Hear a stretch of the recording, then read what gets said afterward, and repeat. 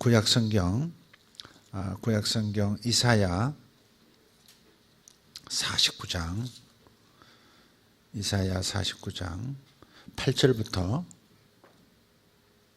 10절까지 읽겠습니다. 이사야 49장 8절부터 10절까지. 자, 같이 읽습니다. 이사야 49장 8절에서 10절. 여호와께서 이같이 이르시되 은혜의 때 내가 내게 응답하였고 구원의 날에 내가 너를 도왔도다. 내가 장차 너를 보호하여 너를 백성의 언약으로 삼으며 나라를 일으켜 그들에게 그 황무하였던 땅을 기업으로 상속하게 하리라. 내가 잡혀있는 자에게 이르기를 나오라 하며 흑암에 있는 자에게 나타나라 하리라.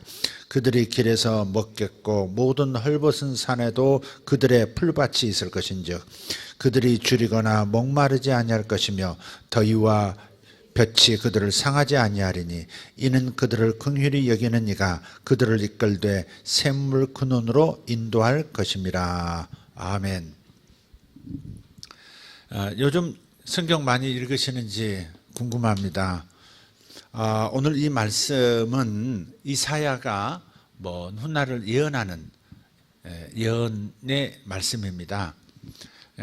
이사야가 그토록 나라를 지키려고 애를 썼지만 히스기야 왕 때도 애를 썼고 하여간 참 애를 많이 쓴 여러 왕을 섬겼던 그 궁정 예언자, 왕 곁에서 또 궁정 안에서 예언하는 특별한 예언자였습니다. 정치 영역에서 정치인들을 섬기는, 그래서 나라를 바로 세우는 그런 궁정 예언자가 이사야였는데, 이 이사야가 결국은 유다 왕국, 남왕국이 바벨론에 의해서 멸망당할 것을 알았습니다. 그리고 포로로 남은 자들이 사로잡혀 갈 것도 알았고, 그래서 70년 동안 저 먼 땅에서 유배 생활할 것도, 70년 유배 생활할 것도 알았습니다. 그리고 그 유배 생활이 끝나고 다시 옛 땅, 고토, 즉 이스라엘 땅으로 되돌아오게 하실 것도 알았습니다. 내가 망하기 전에 망할 것을 알았고, 포로 기간이 시작되기 전에 포로될 것도 알았고, 또 포로 기간이 끝나고 돌아오기 전에 유배가 끝나고 고토로 돌아와서 이스라엘이 다시 회복될 것도 미리 알았습니다. 예언자의 역할은 그런 겁니다. 그러니까 울다가 웃다가 다시 웃다가 또 다시 울고 다시 웃는 이런 이 하나님과 자신 사이에 교감이 이루어지는 가운데 이런 기쁨과 슬픔이 교차되는 수많은 순간들이 있었을 거예요. 그래도 결국은 하나님께서 이스라엘을 잊지 아니하시고 죄를 속한 다음 다시 데려오신다 하는 확신을 가졌던 예언자가 이사야였습니다. 그래서 미리 안다는 것이 좋기도 하고 안 좋기도 합니다. 자기의 운명을 알고 싶어서 여러 곳을 쫓아다니기도 하지만 사실 몰라야 좋은 것도 있고, 또 알면 또 미리 준비하는 것도 있으니까 좋은 면도 있지만 한편에는 좋지 않은 면도 사실 생각해 보면 있다는 사실을 발견합니다. 자, 그런데 여기에서 나오는 이 8절 이하의 말씀은 유배로 다 끌려갔다가 이제 이스라엘 백성 70년간 이방 땅에서 살고 있던 이스라엘 백성을 이제 흑암 중에서 나와라 하는 겁니다. 나오라 하는 게 때가 됐다. 이제 70년 복역의 기간이 다 찼다. 석방, 해방해서 돌아오라 하는 그런 선언을 하는 예언적 메시지가 바로 여기입니다. 그래서 여호와께서 이같이 이르시되 은혜의 때에 내가 내게 응답하였고 구원의 날에 내가 너를 도왔도다. 쭉 하면서 황무하였던 땅을 기업으로 다시 상속하게 하는 말씀을 하고 있고요. 9절을 보면 내가 잡혀있는 자에게 이르기를 나오라. 바벨론의 페르시아에 잡혀있는 이스라엘 백성들 나오라. 또 흑암에 있는 자에게 나타나라. 그렇게 선포하는 것입니다. 그래서 그들이 그 유배지에서 나오면서 길에서 고토로 이스라엘로 돌아오는 과정에서 길에서 먹겠고 모든 헐벗은 산 민둥산에서도 그들의 풀밭이 있을 것이다. 그들의 불밭이 있다는 말이 뭐예요? 민둥산에서도 하나님의 도우심으로 초자연적 공급으로 먹을 것이 있고 넉넉하게 고향으로 돌아올 수 있도록 그렇게 길을 열어주시겠다 하는 말씀을 하고 있는 겁니다. 그리고 10절에 가서 그들이 줄이거나 목마르지 아니할 것이며 더위와 볕이 그들을 상하지 아니하리니 이는 그들을 긍휼히 여기시는 이가 그들을 이끌되 샘물 근원으로 인도할 것입니다. 이렇게 말, 줄이지도 않고 목마르지도 않을 것이고 샘물의 근원으로 데리고 인도하실 것이다. 이렇게 말씀을 하고 있어요. 자, 그런데 제가 왜 이 구절을 언급했냐면 바로 이 특별히 10절이죠. 9절 10절에 있는 이 말씀을 사도 요한이 요한계시록에서 가져다가 사용하고 있다는 사실입니다. 그러니까 구약 거의 700년, 800년 전에 예언되었던 그 이스라엘을 향한 예언적 메시지를 자신의 현실, 로마 제국에 의해서 박해를 받고 고통을, 고난을 겪고 있는 자신의 양들에게 선포하는 메시지로 차용해서 가져다 사용했다는 겁니다. 이 말은 다시 말해서 요한계시록을 우리가 읽을 때 요한계시록을 환상적으로 생각하지 말라는 거예요. 하늘에서 뚝 떨어지게만 하는 말씀으로 생각하지 말고 하늘에서 계시가 있었고 환상이 있었지만 그것을 양들에게 편지로 풀어낼 때에는 하나님이 보여주신 계시와 메시지를 자신의 언어로, 특별히 구약의 언어로 이렇게 담아서 표현했다 이거예요. 오늘 또 한번 생각해 봅시다. 오늘 성경 말씀이 더 중요한 거예요? 설교가 더 중요한 거예요? 생각하기에 따라서 다를 수 있어요. 물론 성경이 중요한 것이죠. 성경이 중요한 것이지만 선포되지 않은 말씀은 어때요? 효력이 없는 것이나 마찬가지니까. 그런 면에서는 설교가 현실적으로는 참 성도들에게는 중요한 것이죠. 들려지는 말씀이 어떤 의미에서는 기록된 말씀보다 현실 속에서는 좀 필요한 효용성이 더 있는 말씀일 수도 있다 하는 차원에서 제가 드린 말씀이에요. 성경이 결국은 기록된 말씀이 중요한 것이죠. 그러나 이렇게 한번 생각해 보자고요. 하나님께서 오늘 이 말씀을 하도록 제게 감동을 주셨어요. 이 말씀을 하라. 이 말씀을 해야 한다는 그런 성령의 감동을 받아서 이 말씀을 펼쳤어요. 그러면 제가 주님께서 감동 주신 그 단어와 문장만 사용할까요? 아니면 이 하나님 주신 이 주제를 풀어내기 위해서 저의 언어, 저의 지식, 성경의 다른 여러 것을 참고해서 여러분에게 말씀드리는 걸까요? 당연히 후자죠. 그런 것처럼 요한이 그 시대에 자기 양들에게 소아시아에 있는 7교회, 즉 자신이 목양하는 수많은 교회와 양들에게 하나님의 계시를 전달할 때 그냥 던져주신 그곳을 환상 그것만 전한 것이 아니라 그것을 저들이 소화할 수 있는 언어로 담아내는데 구약을 가져다가 구약과 함께 버무려서 지금 메시지를 하고 있는 것이에요.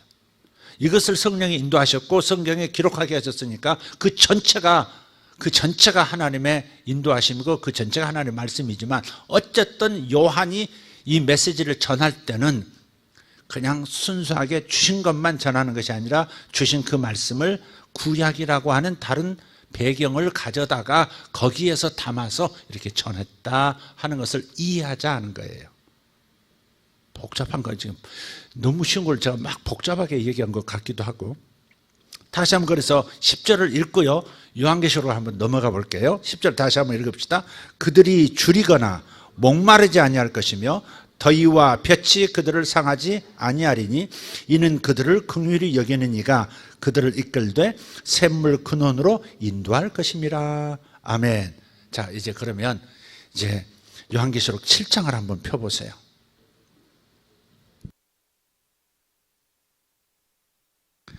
제가 요한계시록 본문을 읽고 강해를 하면 지루해 하시는 것 같아서 딴 데를 통해서 이렇게 들어가는 수법을 제가 지금 쓰고 있어요. 지금 또 요한계시록이야 이러실까봐 딴 데로 하는 척하고 다시 요한계시록은 이렇게 끌고 들어가는 방식을 지금 취하고 있어요. 자, 읽겠습니다. 자, 14절, 13절부터 읽겠습니다. 장로 중 하나가 응답하여 나에게 이르되 이 흰옷 입은 자들이 누구며 또 어디서 왔느냐? 내가 말하기를 내 주여 당신이 아시나이다 하니 그가 나에게 이르되 이는 큰 환난에서 나오는 자들인데 어린 양의 피에 그 옷을 씻어 희게 하였느니라. 지금 어디선가 나와요. 어디서 나와요? 큰 환난에서 나와요. 무슨 환난? 로마 제국의 박해라는 큰 환난을 통과해서 나오는 14만 4천이라는 구원받은 성도들을 지금 얘기하고 있는 거예요. 자, 나온다 하는다는 어디론가 눌려있던 잡혀있던 장소에서 나오는 장면이에요. 좀 보세요. 아까 흑암 중에서 뭐 하라 했죠? 나오라 그랬잖아요. 거기서 포로된 잡혀있는 곳에서 나오라, 흑암 중에서 나타나라 그랬잖아요. 자, 바로 그 구약 800년 전 이사야 시대에 예언됐던 그 말씀과 유사한 거예요.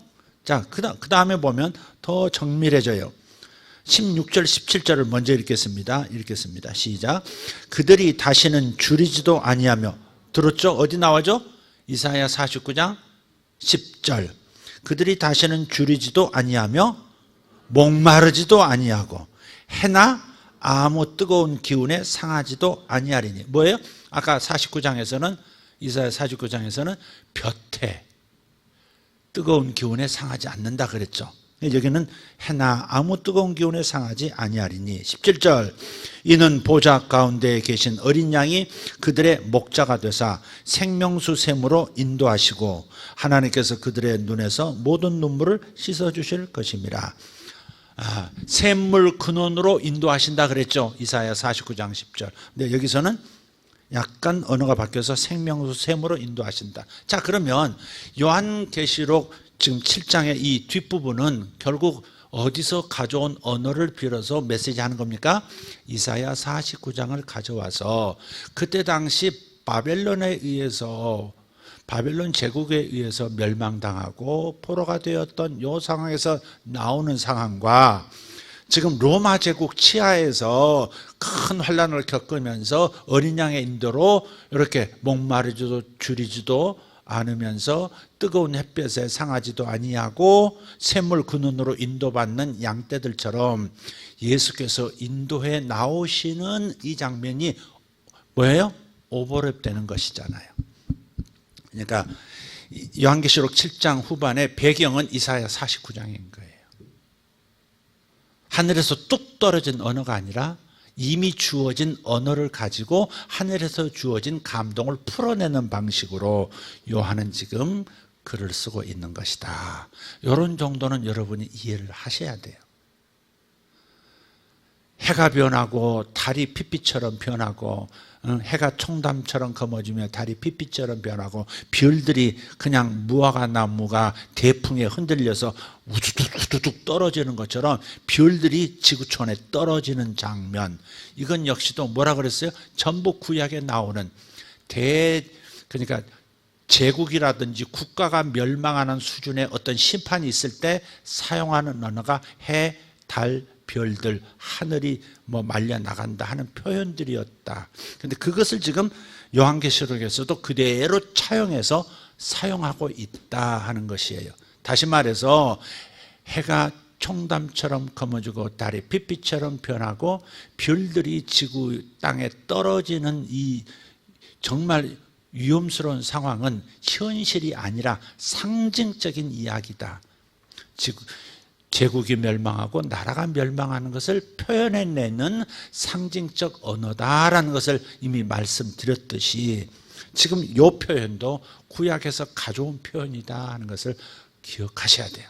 그러니까 이제 이런 거예요. 로마 치하에서 교인들끼리 서로 이제 편지 주고받고 이러는 상황인데 몰래 지금 로마 제국은 망할 거야. 황제도 곧 갈 거야. 뭐 이러면서 막 자기들끼리 이제 암호문으로 이제 주고받는 게 요한계시록인데 요거 이제 로마가 알면 어떻게 되겠어요? 큰일 나니까 로마 당국자가 모르도록 자기들만의 암호 체계로 지금 말하고 있다 보니까 이 구약을 이해하고 성경을 이미 알고 있는 사람들이 알 수 있는 언어로 지금 얘기하고 있는 거예요. 이해가 되시죠? 지금 로마가 지금 우리를 붙잡고 있는 것 같지? 하나님께서, 예수님께서 나와 하실 때가 올 거야. 그 다음에 그때가 되면 주님께서 우리가 재산 다 뺏기고 지금 집도 뭐도 없는 이런 상황이지만 주님께서 길에서 다 먹이실 것이고, 헐벗은 상황에서도 경제 문제 없도록 만들어 주실 것이고, 주님께서 우리를 영적으로 목마르지도 줄이지도 않는 상황으로 생명수의 근원으로 인도해 주실 거야. 요 말을 이사야를 끌어다가 지금 얘기하고 있다 하는 것을 이해하시면 되겠어요. 오케이. 여러분, 그러니까 항상 아무리 영적인 것도 상식적인 그릇에 담아서 표현해내는 요한의 이 필법, 이 독법을 여러분 이해하시고 계셔야 요한계시록을 바로 이해하게 되는 겁니다. 자, 근데 우리의 현실로 한번 봅시다. 우리의 현실. 우리가 목마를 때가 있어요. 정말 배고플 때가 있어요. 돈이 없어서 목마른 것도 아니고, 직장이 없어서 줄인 것도 지금 아니에요. 근데 우리는 목말라요. 뭔가는 넉넉하고 좋은 집에서 좋은 차를 몰고 다니고 살지만, 그러나 뭔가 목마른 게 있는 거예요. 영혼이 목마를 때가 있단 말이에요. 네. 그래서 이런 줄이고 목마른 이런 상황과 여러 가지 시험으로 인해서, 인간 시험, 물질 시험, 사람 시험, 여러 가지 시험으로 인해서 정말 뜨거운 햇빛 아래서 고통을 겪듯이 견딜 수 없는 상황, 벗어나버리고 싶은, 이 사막과 같은, 이 광야와 같은 상황을 벗어나버리고 싶은 그런 상황이 올 때도 있어요. 근데 주님께서 그런 상황에서 우리를 어떻게 샘물로 인도하시느냐 하는 것을 우리가 터득해야 된다 이 말이에요. 어떻게 하면 이 상황을 벗어나서, 아니 이 상황을 긍정 상황으로 바꿀 수 있을 것이냐를 우리가 배워야 된다는 말이에요. 우리는 되게 그래요. 직장 생활이 힘들고 너무 고통스럽고 사람 때문에 시달리고, 그러면 그냥 직장을 이탈하고 싶을 때가 있어요. 다른 직장으로 빨리 옮기고 싶다. 이직만이 답이다. 아니 사업만이 답이다. 뭐 이런 결론을 쉽게 내릴 때가 있어요. 그런데 우리는 그런 인간적인 방법을 통해서 부정적 상황을 긍정적 상황으로 바꿀 수 있는 게 아니에요. 기본으로 돌아가서 항상 생각해야 돼요. 그래서 이러한 그들이 줄이지도 않고 목마르지도 않고 어떠한 볕에도 상하지도 않고, 오직 필요할 때면 언제든지 생명의 샘물로 인도함을 받는, 그리고 눈물을 씻어주는 그런 위로를 받을 수 있고 평안을 되찾을 수 있는 방법, 그것은 인간적인 방법이 있는 것이 아니라 바로 그 앞에 있는 그 무엇에 담겨 있어요. 15절을 돌아가서 봅시다. 15절을 취하는 사람만이 16절, 17절의 혜택을 볼 수 있는 거예요. 15절 읽겠습니다. 시작. 그러므로 그들이 하나님의 보좌 앞에 있고 또 그의 성전에서 밤낮 하나님을 섬기매 보좌에 앉으신 이가 그들 위에 장막을 치시리니. 아멘. 이 장막 친다는 말은 보통 이스라엘 사람들이라면 다 이해해요. 6월절, 초막절 되면요, 들판에서 이렇게 종려나무 꺾어다가 가지를 이렇게 나뭇가지를 얹고 그 위에다가 종려나무 가지 얹어서 야외에서 이렇게 텐트를 치고 이렇게 축제를 벌였단 말이에요. 그게 바로 초막절 행사예요. 지금도 이스라엘 가면 아파트들이 이렇게 베란다가 조금씩이라도 베란다가 있는 곳을 선택해요. 그래서 이 초막절이 되면 절대 살고 있던 집에 기거를 하지 않아요. 바깥으로 나가요. 야외로 나가든지 아니면 집에 있으려면 어디에 기거하냐면 그 베란다에 나가서 기거해요. 그 베란다 위쪽에다가 이렇게 종려나무로 이렇게 쭉쭉 엮어가지고 지붕을 만들어요. 거기 아래서 있으면서 우리는 들판에서 장막을 쳤다 이렇게 얘기해요. 사실은 거기가 바로 화장실도 안 있고 다 있는데 흉내만 내는 거예요. 그 절기 때, 초막절 절기 때 이스라엘 가면요, 호텔도요 전부 그 뭐예요? 이 마당이라고 할까요? 주차장이고 뭐고 전부 그냥 엮어가지고 종려나무 잎사귀로 쫙 채양을 만들어 놨어요. 밥도 거기서 먹고요, 거기서 파티하고 다 그래요. 그것이 초막절 지킨다는 거예요. 초막절은 반드시 바깥에서 야외에서 나뭇가지로 기둥을 세우고 석가래를 만들고 종려나무로 이 지붕을 엮어서 만든 다음 거기에서 일주일을 보내는 거거든요. 근데 조금 좀 이제 약식이 되어가지고 베란다에서 그렇게 하고 있는 거란 말이에요. 예, 이스라엘 가면 그렇습니다. 바로 그런 데서 따온 이미지예요. 이것도 하나님께서 우리 위에 장막을 치신다, 그런 거예요. 하나님이 우리 위에 장막을 치신다. 사실 우리가 장막을 치지만, 우리가 장막을 치는 것은 하나님께서 출애굽했을 때 광야에서 구름기둥, 불기둥으로 이렇게 지붕을 만들어 주신 것처럼 뜨거운 해에 상하지 않도록 만들어 주시고, 구름기둥으로, 밤에는 불기둥으로 추위에 떨지 않도록 이렇게 덮어주신 이야기, 그 이야기를 이렇게 지금 현실 속에서 축제로 이렇게 변환시켜서 표현하고 있는 겁니다. 자, 근데 여기서 우리가 정말 배울 것이 이거예요. 그러므로 그들이 하나님 보좌 앞에 있고, 이게 끊으세요. 하나님 보좌 앞에 있어야 합니다.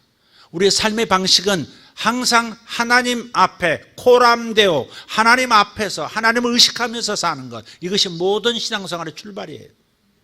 교회에서만 하나님을 의식하는 것이 아니라 직장에서, 일터에서, 사업장에서, 삶의 모든 영역에서 항상 코람데오, 하나님의 보좌 앞에 있는 자의 모습으로 그런 경건한 마음, 거룩한 마음을 가지고 살아가려고 하는 것, 그게 신앙생활의 기본인 거예요. 그래서 주일날 모여서 예배하는 것은 우리가 리허설 하는 거예요. 연습하는 거예요. 나머지 월화수목금토에서 우리가 어떤 모습으로 살 거냐를 지금 여기서 훈련하고 연습하는 거예요. 여러분 설교 듣는 동안에, 찬송하는 동안에, 뭐 하는 동안에 전부 하나님을 의식하고 하잖아요. 찬양대가 찬양할 때 하나님께 드린다는 마음으로 하나님을 의식하면서 하고, 여기에 하나님의 임재가 있다고 여러분이 믿으시고 그분 앞에 물질도 드리고 그분 앞에서 고개 숙여 기도하고 그분 앞에서 눈물로 기도하기도 하고 찬양하는 거 아니겠습니까? 바로 우리가 우리 삶에서 이런 모습을 연출하는 연습을 우리가 지금 하는 거예요. 주일은 리허설이고 실제는 여러분의 현장에서 그렇게 살아야 되는, 가정에서, 직장에서 그렇게 사는 거죠. 하나님을 의식하는 거예요. 책을 읽든 심지어 TV를 보든 친구와 대화를 하든 아니면 일하면서 분주하게 움직이든 간에 항상 의식은 마르다가 아니라, 일에 묻힌 마르다가 아니라 마리아와 같은 마음으로 사는 거예요. 그게 코람데오, 하나님의 눈길 아래서 산다. 이게 신앙의 가장 기본이에요.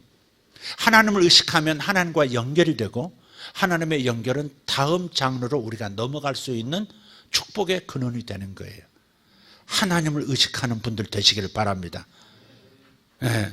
그냥 있으면 역사가 안 일어나는데 하나님을 의식하면 병도 낫고, 하나님을 의식하면 응답도 오고, 하나님을 의식하면 기적도 일어나고, 하나님을 의식하면서 걸어가면 연결되지 않았던 이상한 일도 일어나기 시작하는 거예요. 하나님을 의식하고 하나님을 모시고 사는 마음을 갖는 거, 이게 매우 중요한 거예요. 이게 첫 번째 스텝이에요. 그러면 줄이지도 않고 목마르지도 않는, 어떠한 상황에도 해를 받지 않는, 어떤 볕에서 상하임을 받지 않는 어떤 길이 열리기 시작해요. 두 번째 스텝이 뭐예요? 첫 번째가 하나님의 보좌 앞에 있고, 두 번째는 또 그의 성전에서 밤낮 하나님을 섬김에 그랬어요. 여러분이 흩어져서 주님을 의식하고 각계전투하지만 주일이 되고 수요일이나 금요일 공예배 때가 되면 몰수히 모여서 뭐 해야 돼요? 그게 바로 성전이에요. 성도들의 모임이 성전이에요. 여러분이 교회에 온 것이 아니에요. 여러분이 바로 교회고 여러분이 진정한 성전이에요. 그러니까 교회가 예배당에 모이는 시간이 주일인 거지, 그냥 교인들이 교회에 온 게 아니다. 교회의 본질은 건물이 아닙니다. 교회의 본질은 하나님의 성령, 예수 믿고 성령 받은 저와 여러분이 교회입니다. 이게 진짜 교회입니다. 여러분, 두세 사람이 내 이름으로 모인 곳에는 나도 그들 중에 있느니라. 응? 두세 사람이 내 이름을 목적으로 모인 곳이라면 그럼 나도 그들 중에 있겠다, 이게. 그래서 진정한 교회는 예수 믿고 예수님을 위하여 살아가는 사람들의 모임들이에요. 작은 모임이 되든 큰 모임이 되든. 그래서 여러분이 모이기를 힘써야 되고 성도들끼리 교제하기를 힘써야 되고, 그러니까 각계전투하겠다고 혼자만 따로만 잘 믿으면 된다. 이건 이상 신앙이 될 가능성이 많아요. 뭔가 부족하고 결격사유 있는 신앙이 돼요. 주님은 결국 내 안에 계신 주님이시지만 저분 안에도 계시는데 저분에게 역사하시는 하나님이 다른 역사를 일으키고요. 내 안에서 하나님은 다른 역사를 일으키세요. 그래서 가지고 있는 기름 부음이 서로 달라요. 그래서 모여야 하는 거예요. 모여야 하는 거예요. 성가대가 알토만 있으면 되겠습니까?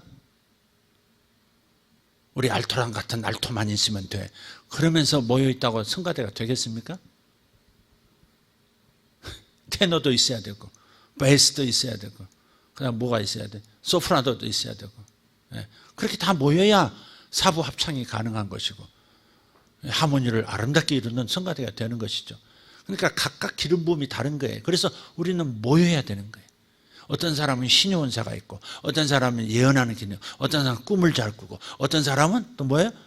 기도를 잘 해주는 중보기도의 은사가 있고 어떤 사람은 물질의 복을 받은 사람도 있고 그래서 이렇게 다양한 사람들이 모여서 서로의 기름 부음을 나누고 그래서 하나님께 영광을 돌리는 거죠. 그래서 첫 번째, 내가 개인적으로 하나님 보좌 앞에 서 있는 코람데오 의식으로 살아가는 것이 중요하지만 그것으로 그쳐서는 안 되고 두 번째 스텝으로는 성전에서 예배드리라 이 말이에요. 이 예배당에서 모여야 제대로 많이 모이니까 여기가 성전이라고도 하지만 본래 성전의 의미는 뭐라고요? 예수 믿는 사람들의 모임, 그게 성전이라고요. 그래서 성전에서 밤낮 그랬어요. 성전에서 밤낮 하나님을 섬겼다 그랬어요. 개인적으로 보좌 앞에서 하나님을 친밀하게 섬길 뿐 아니라 함께 모여 밤낮 주님을 섬기는 이런 상태가 될 때 세 번째 뭐가 나타납니까? 한번 보십시다. 세 번째 시작. 보좌에 앉으신 이가 그들 위에 장막을 치신다 그랬어요. 이 보좌에 계신 분이 장막을 치. 장막이 뭐예요? 문동환 형제, 장막이 뭐야? 하하하하 하지 말고. 장막이 뭐야? 텐트? 땡. 자, 장막이 뭐예요? 텐트란 말이 맞긴 맞아요. 그러니까 장막, 텐트가 뭔데? 에?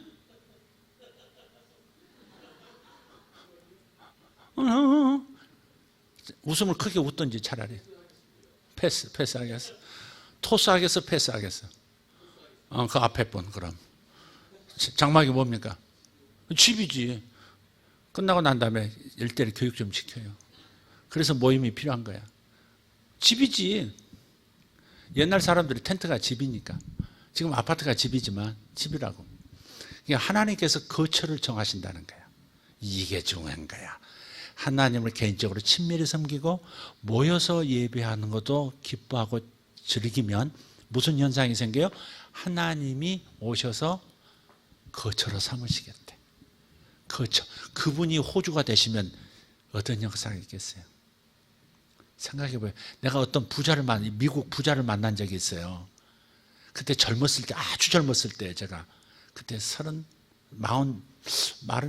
전후 때인데 아주 영적인 분위기도 하면서 아주 큰 부자예요. 큰 사업을 하는 분이세요. 만났어요. 근데 굉장히 저한테 호감을 가지셔서 제가 너무 기분이 좋더라고요. 근데 가만히 지내다 보니까 부자니까 조금 군침이 돌더라고. 저분이 나이로는 부모뻘인데 내가 저분의 양자가 되면 내 운명이 바뀌는 것 같아. 그런 생각이 슬쩍 들더라니까. 한번 여러분 그런 생각 안 해보셨어요? 소공녀, 소공자 생각 안 해보셨어요? 알 수 없는 큰 재산을 가진 분이 어느 날 네가 내 아들이다. 그렇게 나타나는 거 그거 있잖아요. 그건 너무 심한 거고 너는 몰랐겠지만 사실은 내가 오래전에 내 아버지와 함께했던 아버지의 절친 중에 절친인데 이제부터 내가 너를 기름아, 내가 너를 책임지마, 아무것도 염려하지 마라. 딱 이렇게 나오는 그 장면들. 아무도 감동을 받지 않은 것 같지만 저는 젊었을 때 이게 좀 궁해서 그랬는지 그런 생각을 좀 했던 것 같아요. 그분을 보면서 나를 양자로 참 삼아달라고 한번 말을 한번 해볼까? 최진사 때 뛰어들어가는 그놈처럼 한번 탁 하고 당신을 나의 부모로 섬기고 싶습니다. 그런 생각을, 그러니까 하나님께서 우리를 거처로 나를 거처로 삼으신다고 하는 것은, 내 가정을 당신의 거처로 삼으신다는 것은 너무 놀라운 축복을 내포하고 있는 거예요. 그분이 우리 가정의 가장이 되시면, 우리 집의 가장이 되시면 어떤 일이 벌어지겠습니까? 그냥 추상적인 얘기가 아니라 실제로 그분이 가장 노릇을 하기 시작하면 어떤 일이 벌어지겠냐고. 그래서 한번 깊이 생각해 보세요. 그러면 어떻게 돼요? 그분이 우리를 거처로 삼으시면 다시는 줄이지도 않고 목마르지도 않고 어떤 상황 속에서도 상하지도 아니하고, 할렐루야, 어려운 세상 속에서 내 눈물을 씻어주는 위로가 있고, 하늘의 위로가 있고, 그리고 생명수샘으로 항상 인도해 주셔서 영생에까지 이어지도록 만들어 주신다는 거 아니겠어요? 그러니까 여러분이 목마르고 힘들고 지쳤거든 술을 쓰려고 하지 말고 예배하려고 애를 쓰셔야 돼요. 개인적으로 예배하려고 애쓰시고, 또 모여서 예배하려고도 애를 쓰시고, 한쪽 기둥만 서 있는 것보다도, 한쪽 기둥만 서 있으면 텐트는 칠 거야. 기둥 하나만 들어도 텐트는 세워지거든. 문동환 형제, 기둥 하나로 텐트 쳐요, 못 쳐요? 물도 한참 생각해. 함정 없어요. 그 앞에 토스하세요. 기둥 하나로 텐트 칠 수 있어요, 없어요? 예, 그거 빨리 가르쳐 주세요. 대답 바로바로 못하고 있어요, 지금. 있지, 기둥 하나. 인디안 텐트 세울 수 있잖아. 하나만 세워도 돼요. 그러나 하나님마다 둘 하면 군용 텐트처럼 쫙 옆으로 이렇게 길게 직사각형으로 세울 수 있잖아. 그런 것처럼 혼자만 하나님 앞에 단독으로 친밀한 예배 관계를 유지하려고만 하지 말고 확대해서 공동체적으로 사랑하는 사람들과 함께 주님을 더 섬기고 예배하고 은혜를 나누고 사랑을 나누는 그런 태도를 가지면, 개인적 예배와 공적 예배가 여러분이 지금 목마르고 줄이고 어려운 과정을 해결하는 첩경이라는 겁니다. 그분이 장막 치실 거거든. 그분이 우리 집에 들어오실 거거든. 그분이 우리 집에서 가장 노릇해 주실 거거든. 그분이 우리 회사의 사장 노릇해 주실 거거든. 그러면 되는 거 아니겠어요? 그분이 이 나라의 대통령 노릇해 주실 거거든요. 그래서 그걸 위해서 우리가 예배하는 거예요. 주님 어서 오시옵소서. 당신을 사랑합니다. 당신만이 나의 길입니다. 당신이 나의 생명입니다. 당신이 나의 방법입니다. 계속해서 그렇게 하는 거예요. 그분 앞에 나아가서 예배할 때 여러분 이 항목을 꼭 기억하세요. 그 앞으로 좀 가서 12절 보세요. 11절 12절. 모든 천사가 보좌와 장로들과 내 생물의 주위에 서 있다가 보좌 앞에 엎드려 얼굴을 대고 하나님께 경배하여 이르되 아멘. 찬송과 영광과 지혜와 감사와 존귀와 권능과 힘이 우리 하나님께 세세토록 있을지어다. 아멘. 아멘이 앞뒤로 있죠. 그리고 가운데 몇 개 들어갔어요? 항목이 7개. 찬송부터 시작해서 힘까지 다 하나님께 있다는. 근데 맨 먼저 예배 때 올려드려야 할 게 뭐냐면 찬송이에요. 찬송이란 말은 노래로 부를 수도 있지만 찬송의 본래 뜻은 뭐냐면 그분을 칭송한다 그 말이에요. 하나님 멋지신 분이세요. 하나님이 최고세요. 뭐 이런 거 있잖아요. 여러분이 저한테 목사님이 최고예요 그래봐. 좀 그래봐. 좀 너무 저를 겸손하게 만들려고 말 안 하고 그러지 말고 조금 길을 좀 세워줘봐. 나가면서도 목사님이 최고십니다. 이렇게 옷다.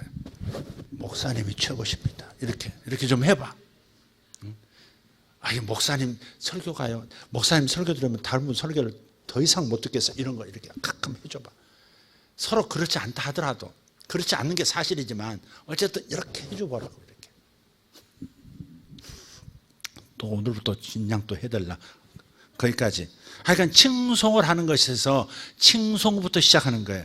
진정한 예배는 하나님이 하나님 되시게 해야 되는 거예요. 하나님이 어떤 분이신가를 생각하고 얼마나 그분이 위대하신 분인지, 얼마나 강하신 분인지, 얼마나 사랑이 많으신 분인지, 얼마나 나에게 좋은 것으로 먹이시고 입히셨던 분이신지, 그것을 칭찬하는 거예요. 하나님, 어쩌면 사랑이 그렇게 많으세요? 어쩌면 나 같은 사람을 놓지 않고 끝까지 끌고 가세요? 도대체 내가 하는 거예요. 내가 하는 말이에요. 이게 다 어쩌면 나 같은 사람을 이렇게 끝까지 붙들어 주시는 거예요. 세상에 미치셨어요.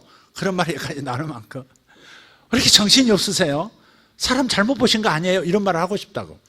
그럴 만큼 어쩌면 나 같은 사람을 이렇게 은혜를 주시고, 이렇게 뭐 은혜로 생각을 해도 은혜로운 생각과 참 그렇게 가르칠 수 있는 지혜들을 주시고, 그런 생각하면 너무너무 감사한 거예요. 그래서 하나님을 칭찬해야 돼. 칭찬 그러면 인간적인 것 같으니까 이렇게 칭송이라고 했는데 사실 칭찬입니다. 찬양이라는 그 단어를 다른 뜻으로도 사용하면 칭찬입니다. 칭찬. 하나님 칭찬. 우리 하나님 최고, 우리 아빠 최고. 가정이 기살게 만들려면 어떻게 해야 돼? 칭찬을 해. 남편이 막 팍팍 돈 쓰고 막 남편이 힘있게 일하게 하려면 살살 긁어주면 되잖아. 당신이 최고. 당신 때문에 내가 살아. 당신 만나게 내 인생의 운명의 정말 가장 절정이었어. 뭐 이렇게 막 긁어주면 막 남자들은 살살만 긁어줘도 불나게 일하잖아요. 막 목숨 걸고 일하잖아. 그러니까 그 아내들이 왜 이것밖에 안 돼요? 뭐 이러지 말고, 당신은 이런 점 정신 차려야 해요. 이런 거 그러지 말고 그냥 우선 긁어주면 이게 쫙 하잖아. 이렇게 남자들이 그렇게 단순하잖아요. 그러니까 그래서 우리 하나님도 이렇게 정말 칭송하고 높여드리는 거. 여기서부터 그 다음이 진행되는 거예요. 사실 그 칭송만, 하나님을 칭찬하고 감사하는 요것만 잘해도 그 다음이 줄레줄레 우리에게 복으로 와요. 나를 영광스럽게 만들어주시고, 나를 지혜롭게 만들어주시고, 이게 다 항목 하나하나가 다 이 세상을 바꿀 수 있는 요인들이에요. 지혜 하나 보세요. 지혜. 자, 여러분 저를 보세요. 잠언서에서 지혜의 근본이 뭐라고 하죠? 여호와를 경외하는 것이 지혜의 근본이라 그랬어요. 동의하십니까? 결국 모든 지식이 있어도 하나님을 찾고 하나님께 영광 돌리는, 하나님을 경외하는 데 이르게 만드는 지식이 아니면 사실 땅의 지식이고 별 가치가 없어요. 그러니까 수학을 공부해도 하나님을 찾게 만들고, 물리학을 공부해도 거기서 하나님을 발견하고, 이렇게 만들어줘야 되거든. 그러니까 모든 교육의 근본은 하나님을 경외하게 만들어야 하는 건데, 교육에서 하나님을 빼버린단 말이에요. 진화론 따위가 판을 치게 만들고, 창조론이 발을 붙일 수 없게 만드는 이런 세상 풍조에서 분노하지 않는 우리 부모들 보세요. 진화론이 우리 아이들의 생각을 좀먹어가고 결국은 하나님이 없네, 이렇게 만들어주는 이 세상 교육에 대해서 부모들이 일어나야 되거든요. 몇 년도인가요? 미국의 기독교 청교도들이 성경을 기초로 해서 헌법을 만들고 세워나간 미국이라는 그 나라가 케네디 대통령 때에 학교에서 공교육기관에서 기도하는 것을 폐해버렸지 않습니까? 그때부터 미국이 사실은 그렇게 강한 나라에서 약한 나라 취급을 받기 시작했죠. 그리고 2020년 올해 1월 달에 트럼프 대통령이, 하여간 이 사람은 어떻게 개판 5분 전 같기도 한데 어떨 때 보면 딱 점수를 확 따버릴 때가 있는 거예요. 1월 1일에 1월 아마 첫 주가 되는 것 같아요. 교회에서 연설을 하는데요. 여러분 아시죠? 미국 상원과 하원이 교회에서 시작한 거, 성가대가 상원, 실제로 보수된 한 교회입니다. 성가대에 모인 사람들이 그 건국의 그 상원 의원들입니다. 미국 의회. 그 다음에 회중이 하원이 된 겁니다. 실제 그랬습니다. 실제. 그러니까 미국이라는 나라가 그렇게 해서 의회가 출발한 거예요. 실제 성가대원이 상원이 되기로 결정되어졌고, 여기 전부 회중은 하원이었습니다. 그래서 하원이 많고 상원이 수가 적은 거예요. 네. 성가대가 더 많은 교회는 없죠. 그럼 여기가 하원, 여기가 상원 됐을 거예요. 어쨌든 그렇게 출발한 건데 이게 하나님을 잃어버리고 하나님께 영광 돌리지 않고 하나님을 찾는 기도를 박탈해버린 이 교육기관 케네디 대통령 암살로 끝났잖아요. 그게. 근데 이 트럼프는 정말 이상하다는 거예요. 정말 이게 점수를 주려고도 밉상이고 막 그런 사람인데 어떨 결정적으로 그래 1월 달에 선포를 하는 겁니다. 이제부터 대통령령으로 연방 법으로 선포합니다. 이제부터 모든 학교에서 하나님 앞에 기도할 수 있도록 하겠습니다. 그러니 기독교가 뒤집어지지 않겠어요? 탄핵 국면에서 또 기독교 세력이 전부 지지하게 만들어버리는, 이게 머리로 저러는 거야, 저게 믿음으로 저러는 거야. 야, 믿음 같기도 하고 아닌 것 같기도 참 희한한 인간이야, 그런 생각이 들 정도잖아요. 이건 전 세계의 패권 국가로서 패권 질서를 만들어가는 패권, 미국을 가끔 제국이라고 그러던데 제국 아닙니다. 미국은 패권 국가입니다. 패권 국가. 가장 힘 있고 가장 힘 있는 나라가 주도해서 나라 이 전 세계 질서를 이런 질서로 만들어가자 하는 주도하는 패권 국가인 것이지.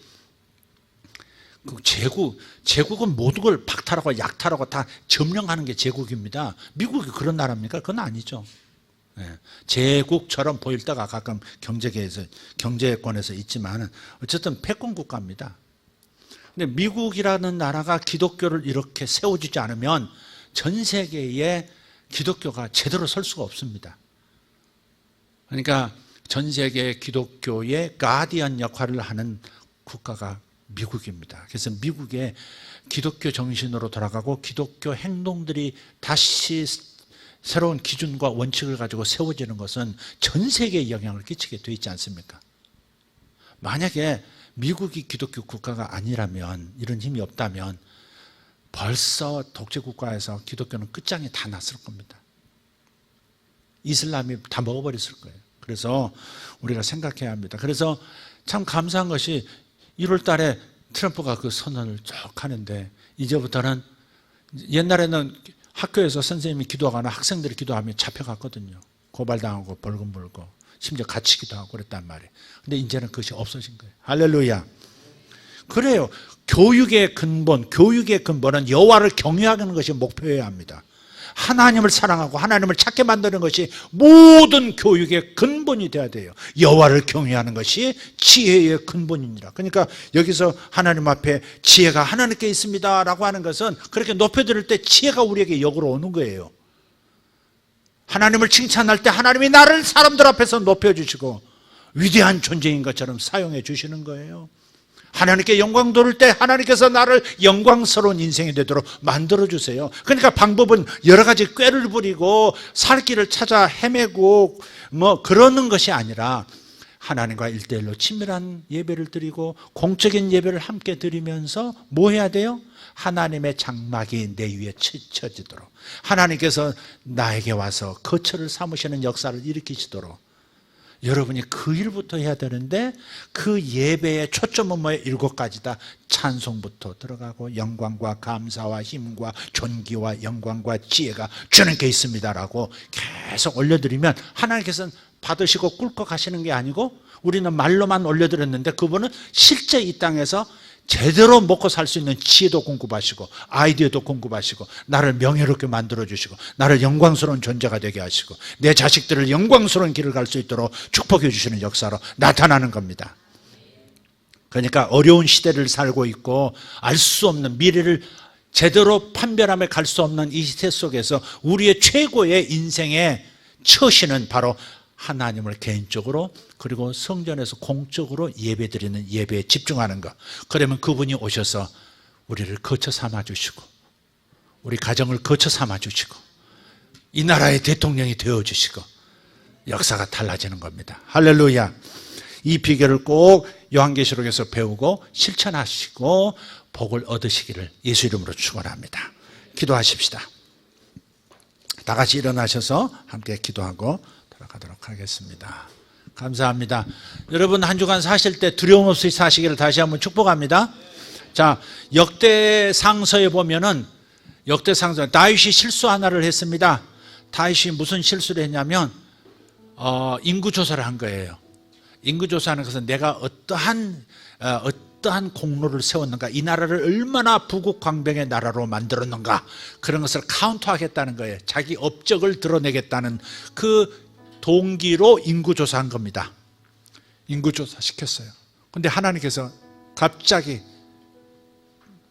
불같은 모습으로 나타나신 거예요. 너 사탄에게 감동돼 가지고 너 인구조사한 거야. 너 자신을 높이려고. 너 셋 중에 하나, 요렇게 맞을래? 요렇게 맞을래? 요렇게 맞을래? 요렇게 맞을래? 요렇게 맞을래? 요렇게 맞을래? 그런 거예요. 손가락 이렇게 하면 안 되죠. 그랬단 말이에요. 그랬더니 다윗이 얼어가지고, 아이고 주님의 방식, 주님이 원하시는 방식으로 때려 주시옵소서 그랬어요. 그때 얼마나 많은 사람이 죽은지 몰라요. 7만 명이 죽었나? 13만 명이 죽었나? 그냥 그때 전염병이 돌면서 그 많은 숫자가 죽었어요. 근데 겉으로는 바이러스가 일어나서 사람들을 죽인 것 같은데, 영적인 영역에서 딱 보니까 칼을 빼어든 천사가 그 활동을 하는 거예요. 파괴의 천사가 나타나가지고 그냥 하나님 명령을 수행해서 그만 그 이스라엘 백성이 수만 명이 죽어 넘어진 겁니다. 전염병으로 넘어진 거예요. 근데 다윗이 영적인 세계를 바라보면서 천사가 움직이고 있었구나 알고서는요, 급히 일어나가지고 막 하나님 앞에 제사를 드리면서 막 다시 한번 예배를 드리면서 하나님 앞에 회개하고 막 이렇게 합니다. 그러고 나서 다시 눈을 열어서 보니까 칼을 빼들었던 천사가 칼을요 싹 칼집에 넣습니다. 이걸로 그 얘기가 끝납니다. 칼집에 넣었으면 더 이상 죽이지 않는다는 거죠. 그래서 중국에 칼 빼어든 천사가 만약 있다고 한다면, 그렇다면 칼집에 다시 넣는 것을, 우리가 칼집에 칼을 넣을 수 있도록 우리가 기도해야 되는 것이겠죠. 여러분의 인생도 마찬가지. 여러분이 어려움을 겪고 계시다면, 어느 분야에서든 어려움을 겪고 계시다면 하나님과 해결을 하셔야 돼요. 하나님께 예배하면서 깨닫고 하나님을 칭송하고 하나님께 영광 돌리고 하나님께 모든 걸 돌려드리면서, 그러면서 빨리 관계를 회복하셔야 돼요. 교제를 회복하셔야 돼요. 아멘. 그러면 줄이지도 목마르지도 않는, 어떤 상황에도 상함을 받지 않는 상황을 하나님께서 펼쳐주실 겁니다.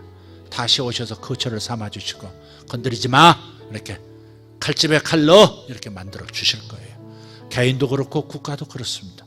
오늘 이 시간 믿음의 상상력을 발휘하시고 칼집에 칼을 넣는 천사를 보시면서 하나님 이렇게 되기를 원합니다 하는 마음으로 오늘 이 시간 기도하시기를 바랍니다. 할렐루야. 주님 감사합니다.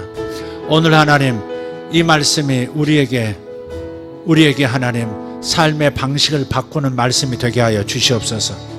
하나님을 예배하는 자가 되게 하시고, 함께 예배하는 자가 되게 하시고, 하나님이 장막 쳐주실 때까지 예배하는 자가 되게 하여 주시옵소서. 그리하여 칼집에서 천사가 칼집에 칼을 다시 집어넣는 역사가 일어나도록 만드는 그러한 위대한 하나님의 아들 딸들 되게 하여 주시옵소서. 예수님의 이름으로 기도하옵나이다. 주여 한번 부르고 기도합니다. 주여. 할렐루야. 우리 하나님 감사합니다. 우리에게 역사하신 하나님 영광을 받으십시오. 주님, 우리를 사랑하셔서 아버지 예수에게 교회를 여기까지 오게 하셨고 종을 여기까지 붙들어 주셨습니다. 저를 사용해 주심을 감사합니다. 이 모든 은혜가 다 주님의 은혜입니다. 아버지, 제가 한 것은 아무것도 없습니다. 주님이 다 하셨습니다. 아버지, 너무 부족해서 주님이 이루시고자 하는 일을 가로막는 일도 제가 했으니 주님 용서하여 주십시오. 주님, 제가 회개합니다. 제가 게을러서 주의 명령을 제대로 준행하지 못하고 순종하지 못했습니다. 주님 역사해 주셔서 아버지 분발하게 싸우니 주님 저를 더 사용하여 주시옵고, 저를 통해서 하나님의 나라를, 저를 통해서 주님의 몸된 교회를 아버지 잘 섬길 수 있도록 능력자가 되게 하여 주시옵소서. 주님의 능력으로 일하는 자가 되게 하여 주시옵소서.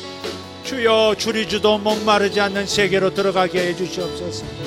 하나님, 이 나라가 중국이, 일본이, 온 열방이 줄이지도 목마르지도 않는 어떠한 상하게 만드는 배태도 상함을 받지 않는 그러한 영역으로 들어가게 하여 주시옵소서. 주여 감사합니다. 주여 감사합니다. 위대하신 하나님 찬양합니다. 찬양합니다. 주여 이 나라를 줄이지도 목마르지도 않는 나라가 되게 하여 주시옵소서. 우리가 하나님 정의에 목마르고 공의에 목마릅니다. 아버지 하나님, 정의가 하수처럼 흐르고 공의가 강물처럼 흐르는 역사가 일어나게 하여 주시옵소서. 주여 이 나라에 정의가 세워지게 하시고 이 나라의 공의로움이 아버지 일상이 되게 하여 주시옵소서. 공의가 정의가 문화가 되게 하시고 아버지 지도층의 문화가 되게 하시고 아버지 이러한 영광이 우리나라에 있게 하여 주시옵소서. 주님 도와주시옵소서. 공의로움이 자리를 잡고 정의로움이 판을 치는 세상이 되게 하여 주시옵소서. 불의가 더 이상 판을 치지 못하게 하시고 아버지 하나님, 부정의가 나대지 못하도록 주여 묶어주시옵소서. 위대하신 하나님을 찬양합니다. 주여 찬양합니다. 경제계 안에서 이 나라 경제를 망쳐놓은 세력들을 주님이여 드러내 주시옵소서. 아버지 하나님, 이 나라의 지하 경제를 망쳐놓고 나라가 하나님 제대로 일어서지 못하도록 만드는 세력들 다 드러나게 하여 주시옵소서. 주님 감사합니다. 아버지 이번 총선을 축복합니다. 세워져야 할 자들을 세워 주시옵소서. 세워야 할 정당을 세워 주시옵소서. 아버지 하나님, 주님께서 뜻하신 바를 아버지 하나님 개인들 가운데서 의원들 가운데서 정당 가운데서 이루시옵소서. 하나님의 뜻에 합한 자들을 세워주시옵소서. 하나님의 뜻에 합한 자들이 세워지게 하시옵고 하나님의 뜻에 반하는 자들을 가차없이 뒤로 물러서도록 이 나라 이 백성들 국민들을 위하여 공의와 정의를 보여줄 이들이 세워지게 해주시옵소서. 위대하신 하나님 감사합니다. 공의가 강물처럼 정의가 하수처럼 주여 더 이상 목마르지 않도록 공의의 강물을 정의의 하수를 우리에게 보내주시옵소서. 더 이상 목마르지도 줄이지도 않도록 하나님, 이 나라 경제를 살리는 지혜가 이 나라 경제를 진정으로 살리고자 하는 참된 지혜자들이 우리에게 나타나게 하여 주시옵소서. 그리하여 모든 이들이, 특별히 가난한 이들이, 서민들이 아버지 살 수 있는 세상이 되어지게 해 주시옵소서. 부한 자는 더욱 부하게 하여 주시옵고 서민들 가난한 자들은 부한 자가 되게 하여 주시옵고 아버지 새로운 운명을 만날 수 있도록 주여 우리를 도와주시옵소서. 예수 이름으로 도와주시옵소서. 예수 이름으로 도와주시옵소서. 공의가 정의가 강물처럼 흘러 목마르지 않게 하여 주시옵소서. 정말 타는 목마름으로 공의로움과 정의로움을 펼치는 하나님의 종들을 보기를 원합니다. 위대하신 하나님이여 이 일을 이루시옵고 영광을 받으시옵소서. 주여 중국 땅에 공의와 정의가 세워지게 하여 주시옵소서. 독재가 사라지게 하시고 하나님을 대적하는 무리들이 사라지게 하시고 하나님께 순종하고 하나님을 경외하는 무리들이 일어나게 하시며 교회들이 힘을 얻게 하시고 지하교회는 더욱 힘을 얻게 하여 주시옵소서. 저들이 중국 전체를 덮어 복음화시키게 하여 주시옵소서. 중국의 백성들을 구원시켜 아시아를 구원하는 나라가 되게 하시옵소서. 주여 역사해 주시옵소서. 중국이 하나님 독재 정권이 변화되게 하여 주시옵소서. 중국의 일당 독재가 사라지게 하여 주시옵소서. 북한의 일당 독재가 사라지게 해 주시옵소서. 1인 독재 황제 숭배 신앙이 사라지게 하여 주시옵소서. 정치의 신앙화가 무너지게 하여 주시옵소서. 주요 중국과 북한의 정치의 신앙화, 아버지 하나님 리더의 황제 의식 다 무너뜨려 주시옵소서. 새로운 정치, 새로운 정부가 들어서게 하여 주시옵소서. 주여 믿습니다. 아멘, 아멘, 아멘. 아버지, 우리 사랑하는 형제자매들, 주님께 영광을 올려드립니다. 주님, 저들의 영광을 되찾도록 주여 은혜를 베풀어 주시옵소서. 아멘, 아멘. 저들의 능력을 높이사 주시옵소서. 저들의 작은 신임도 들어주시며 저들의 작은 능력도 커다란 성과와 열매로 드러나도록 역사하여 주시옵소서. 아버지 하나님, 세계를 열어주시고 새 문을 열어주시옵소서.